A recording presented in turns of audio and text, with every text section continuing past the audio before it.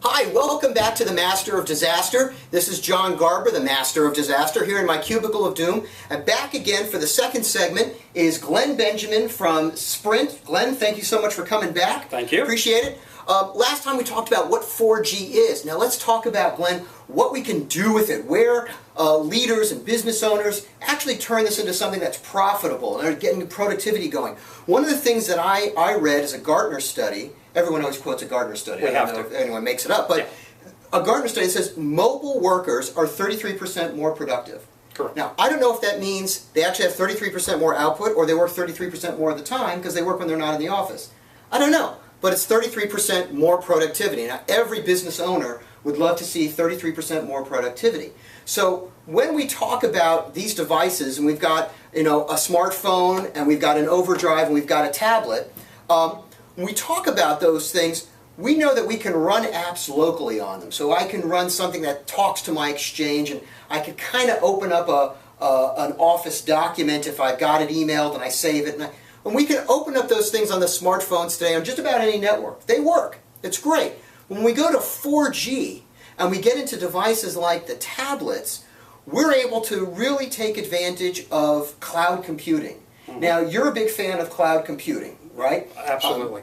At Connections, we've been doing cloud computing longer than they actually had the term cloud computing. You know that we've been doing it before someone came up with the term cloud. We have a private cloud platform that our clients take advantage of. And one of the beautiful things about the cloud is that we're not running a subset of the application. We're not getting a little peek of the application. We're running the entire application on a server, securely housed, usually in a co-location bunker, with the armed guards and the handprint readers and all the good stuff from Mission Impossible.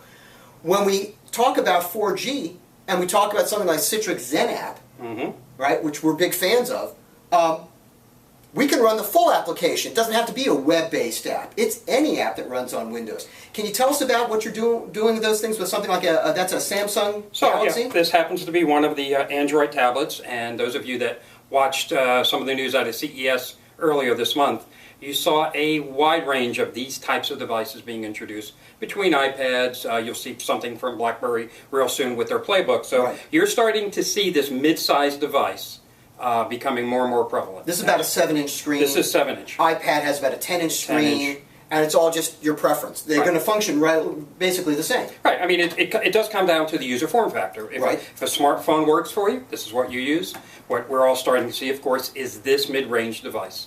Now, in terms of connectivity, I can connect, correct me if I'm wrong, something like a tablet to my phone through the Bluetooth and use its 4G service, or I can use something like an overdrive in a work group, or the phone can act as an overdrive. Correct. Okay, and an overdrive is like its own private hotspot. Yes, absolutely. Is that a good way to describe it? Good way to describe it. Okay. Right. So now or I could have a 4G built in. That's a possibility as well. So once I get on the network and I've got Citrix and I load Citrix receiver on, what can I do that would enable me to be a 33% more productive worker? You can do anything you do at your desk today, and that's the simplest answer. You have access to anything you do. But based from the server, from the cloud. Right. So you're not doing like a log me and you're not going to my PC. This is server-based computing delivered over a nice, robust, consistent pipeline. And you're running it securely, and we're not storing the data on the actual device, because these devices tend to get lost or damaged.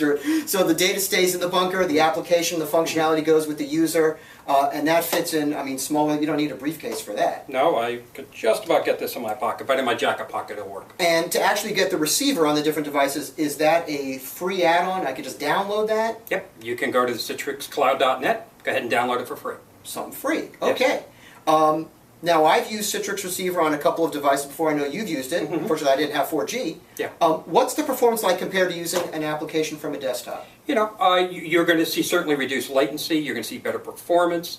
And you're going to get what is about as close as you can to a wireline experience, which is essentially what we're trying to promote with this service. Thin client computing uses less bandwidth to begin with. Certainly. So if instead of a 100 meg network, I mean, usually somewhere around 55 to 75K would give you LAN-like performance for thin client computing. All right, so these are some of the devices. We've got another one, a little guy here that is plugged right into our firewall, so we can deliver the 4G data right into the LAN network as either a primary or a secondary carrier. We're going to talk about in the disaster recovery sections, and we're going to do some segments on that. Will you stay around and join me and talk about disaster recovery? Can't wait. Outstanding. Well, once again, thank you so much to Glen Benjamin. You know how we close the episodes. You ready? I think I'm ready this time. You ready? You got it? I think I'm ready.